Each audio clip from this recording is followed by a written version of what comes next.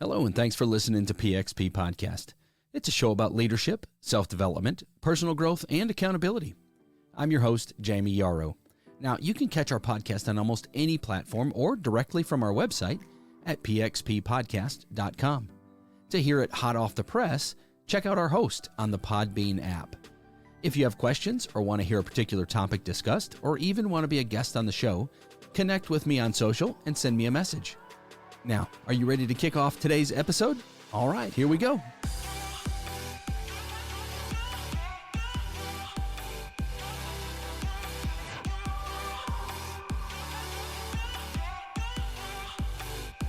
Well, good morning, good afternoon, good evening. Welcome back to another episode of PXP. I'm your host, Jayme Yarroch. Today, we're going to dive into a topic that many of us tend to avoid. And if you read the title, it's already been given away, but that is having tough conversations. Look, it's time to address the elephant in the room. It's time to embrace radical candor in our communication, and it's time to have that conversation that you have been putting off. If my guess is correct, there are a number of you that are listening today who have been kicking the can down the road because there is a tough conversation that you need to have. You know you have got to have it sooner or later, but you just keep procrastinating. Well, I'm going to guide you today as we navigate the realm of tough love and the art of having those difficult talks. Let me start off by saying this. The path to success is paved with open and honest and effective communication. I am a huge believer in effective communication in all aspects of your life and how important it is and how neglected it is. And we're going to spend some time talking about that today. Whether you're a leader in the business world or, look, you're just trying to make it through a personal relationship, avoiding those tough conversations only delays the inevitable. You know what's coming down the road. You know eventually you're going to have that conversation. And the longer that we push them aside, the more significant that issue becomes. So buckle up, folks. It's time to tackle those tough talks, and we're going to do it with some courage. So one fundamental principle that we've got to understand is that tough talks should be done in person or at least verbally, but that we should never do these tough talks over text or over email or over some other messaging format. So I probably need to say that again, that all tough talks, all of these challenging conversations, they need to be done in person or at least verbally. And when I say that, I mean, it may be that if it's in a business environment and maybe you're not near that person, it may be that you have to do it over the phone or you have to do it over a Zoom call, something like that. But it needs to be done verbally. There needs to be a conversation that's had. And that comes down in large part to tone. Text messages and emails and other messaging formats, they lack tone and nuance. And almost always that's going to lead to a misunderstanding and oftentimes some unintended consequence. And here's why that is. If we're involved in a tough talk and it's being done over a text or email type medium, we're going to almost always assume the worst tone as opposed to giving the benefit of the doubt. It's just human nature. So if you're mad at somebody and they send you an email, you're going to assume the worst tone, even if they meant it in the best possible light. It's just the way we respond to those things. So if you've got something difficult to discuss, have the courage to say it face to face. It shows respect for that other person. It shows your commitment to addressing the issue head on. I mean, as plainly as I can put it, listen, if you're in a leadership role and you're trying to have a talk with someone, a tough talk with someone, and you're doing it over text or email, you're a coward. You're weak. You need to have the courage to look that person in the eye or at least at the very least have a conversation over the phone and talk about what you need to talk about so that you can do it in a manner where the tone is properly received and you can have continuous feedback throughout the conversation. And listen, I'm not talking about when you need to address a team as a whole and you've got a message that you need to share. I'm talking about having a tough conversation with an individual and maybe not even on a team, but maybe a personal relationship. But you got to have a tough conversation with an individual That's the context of what I'm talking about. I want to share a concept with you from the book Radical Candor. It's written by Kim Scott, and it is a book that has deeply resonated with me. It's about being caring and direct at the same time.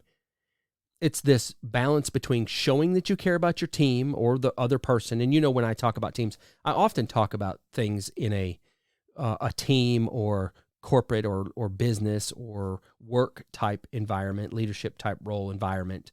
But everything that I talk about is almost always transferable to our personal lives as well. So just keep that in mind. If I'm talking about a team, it doesn't mean that this doesn't apply to something in your personal life either. You could take all of these concepts on almost everything that I talk about, and it could be applied personally as well. But the balance between showing that you care about your team and challenging them directly, that's what fosters an environment of radical candor. It's caring and being direct at the same time. Think about it. When you're too worried about being direct, you risk falling into this ruinous empathy trap.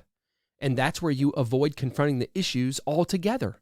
You know there's something that needs to be addressed, but you avoid addressing it at all. And on the other hand, being too direct without showing that you care, that can lead to what Kim Scott calls obnoxious aggression. And that's when you hurt your team's morale without providing the support that they need to improve. Maybe you have delivered some harsh news or a tough message, but you did it with zero lack of care, and that's what Kim Scott calls obnoxious aggression. And that can hurt your team's morale or hurt your friendship or hurt your relationship because you didn't provide the support to go along with that direct message that you delivered. Does that make sense? To build a strong, cohesive team, listen, we have to embrace radical candor, and we got to have those tough conversations with our team members. That's part of leadership growth. I get that. And when you're a new leader, that's a tough thing to do. It doesn't come overnight. I think back to 20 years ago or 25 years ago when I was a new leader and I was in a leadership role and I had no idea about how to communicate, or I didn't know about radical candor, or I didn't know about addressing issues head on, but doing it with empathy and care and concern. And I'm sure that I modeled this whole thing about obnoxious aggression. I delivered a message directly, but I did not do it with support. And so I came across, I'm sure, as just a jerk. And when I do that, I'm not gaining any respect. I'm not getting any buy-in. I'm not getting any following. And so that has to be part of your method of communication. Radical candor, about being caring and direct at the same time. We've got to have radical candor, and we've got to have tough conversations with our team members. It's not about tearing people down. It's about helping them grow and helping them thrive. Let me say that again. It's not about tearing people down. Being a leader is not about tearing people down.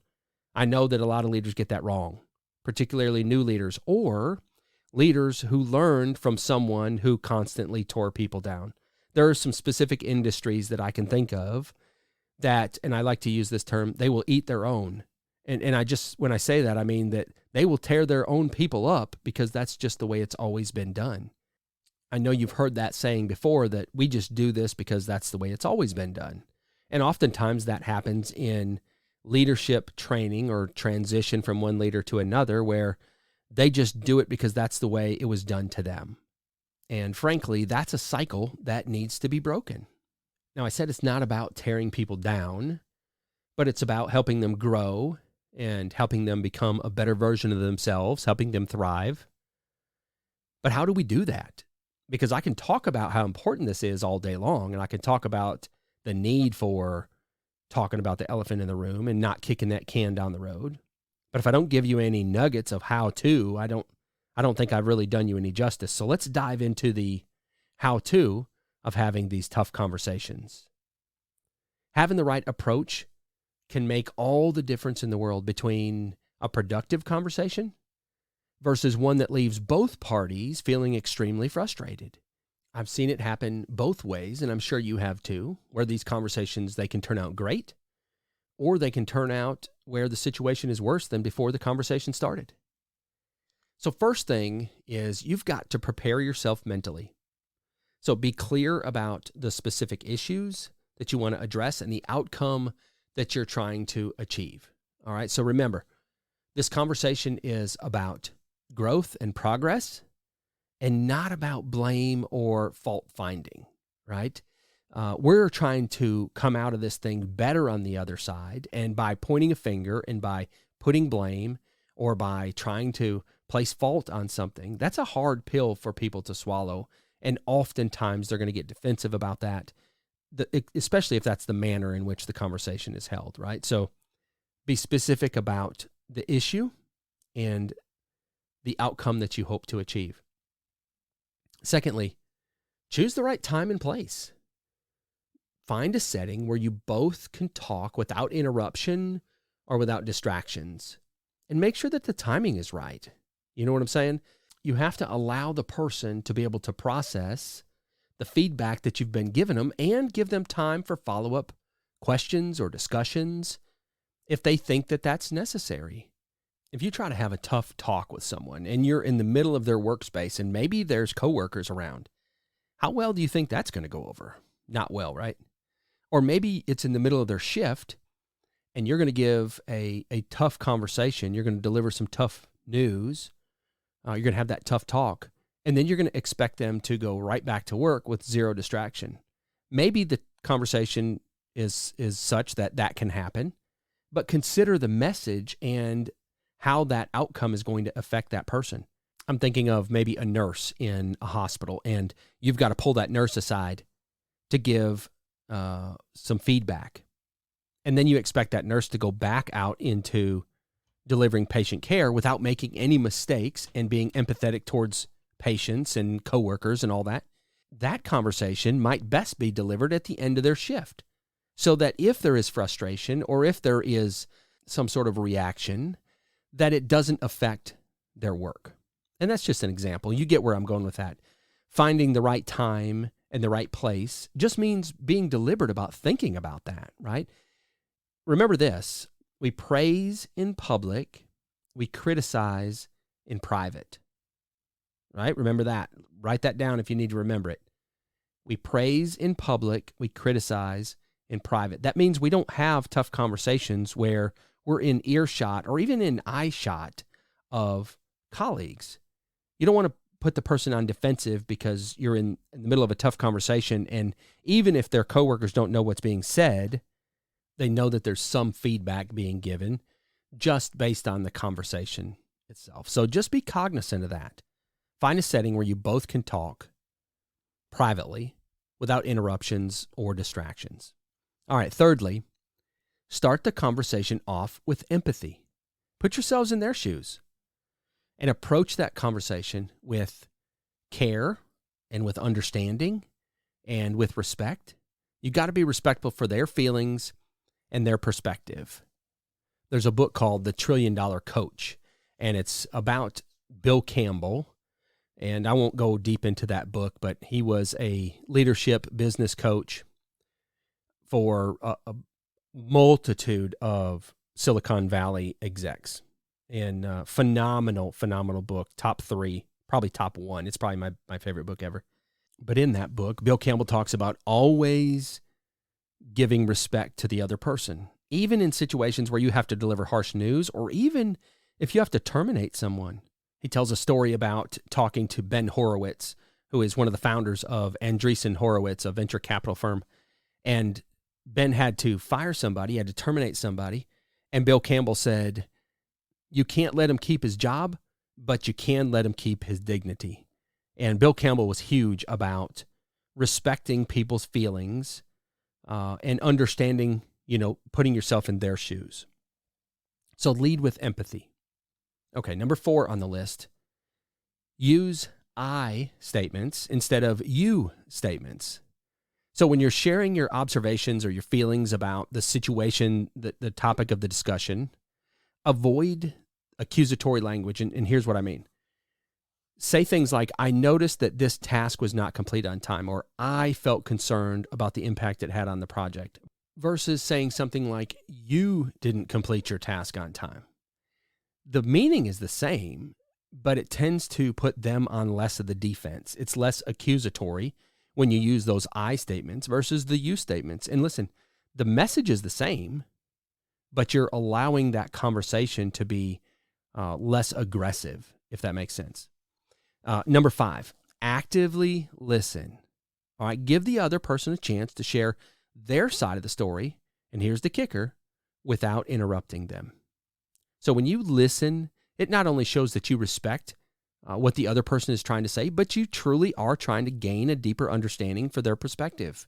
How many times have you been talking to someone and you get done talking and they immediately go into something which perfectly illustrates that they did not listen to you? Perhaps they were doing a one-up statement, where you told a story, they told one that was a little better, whatever it was, but hey, they did not listen to a word I said. Or you're talking, you're trying to illustrate your point of view, and they want to stop and interrupt you and not listen to you.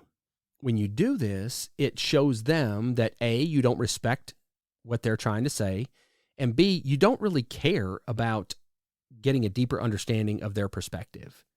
So give them the opportunity to talk. And while they're talking, actively listen, maybe take notes so that you can then formulate an opinion, formulate a response that's based on the things that they said. Actively listening is a huge area that we underestimate or that we don't give enough attention to when it comes to solid communication skills. I really want you to hone in on this one and pay particular attention to trying to actively listen. And it's really not just confined to these tough talks. We should always be actively listening, right? All right, lastly, I want you to focus on solutions. All right, probably there's been a problem or you wouldn't be having a tough talk. So instead of dwelling on the problem, all right, we've established that there's a problem. We've briefly talked about those details. Maybe there's no question about that, but now it's time to work together to find a resolution or a plan to try to fix the problem or create some level of improvement. So this collaborative approach, it helps to foster a sense of ownership and accountability with the person that you're having the tough talk with. Ideally, isn't that what you want? You want the person to take ownership of the issue and you want them to take accountability for the issue. Ideally, that's the perfect scenario. So when we engage them in the problem solving or in the improvement process, that's exactly what we're doing is we're helping them or we're allowing them or we're fostering a sense of ownership and accountability. Look, I gave you 6 things. Let's go back over those really quickly. So first, we're going to prepare ourselves mentally. Secondly, we're going to choose the right time and the place. Third, we're going to lead with empathy. Fourth, try to use I statements instead of you statements.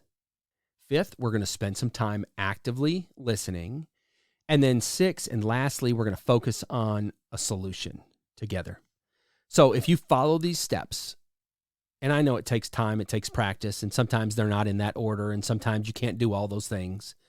But just in general, if you can incorporate some of these things, you're going to create an environment of trust, number 1, which is big time when we're trying to have a conversation, a tough conversation. We're going to create a spirit of openness, because that's important, transparency, openness, that is going to allow for these tough conversations or this radical candor to become an opportunity to grow and an opportunity for some positive change. And that's what we're looking for, right?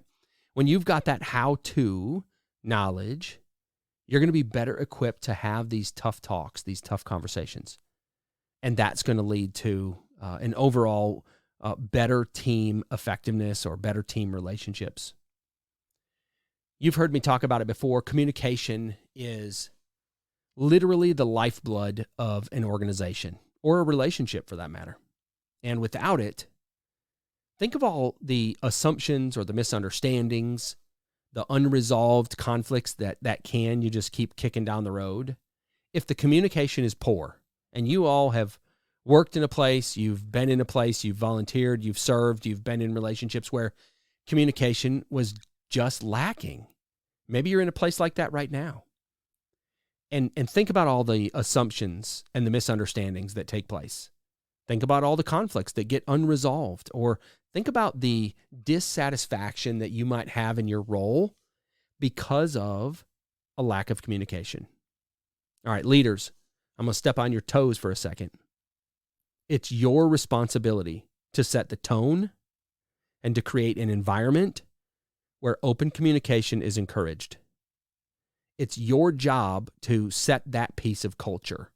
Leaders, you are responsible for setting the example, for modeling the behavior of transparent, candid conversations, radical candor. It's up to you. You can't expect your employees or your team members, whatever you want to call them, you can't expect the other people in relationships.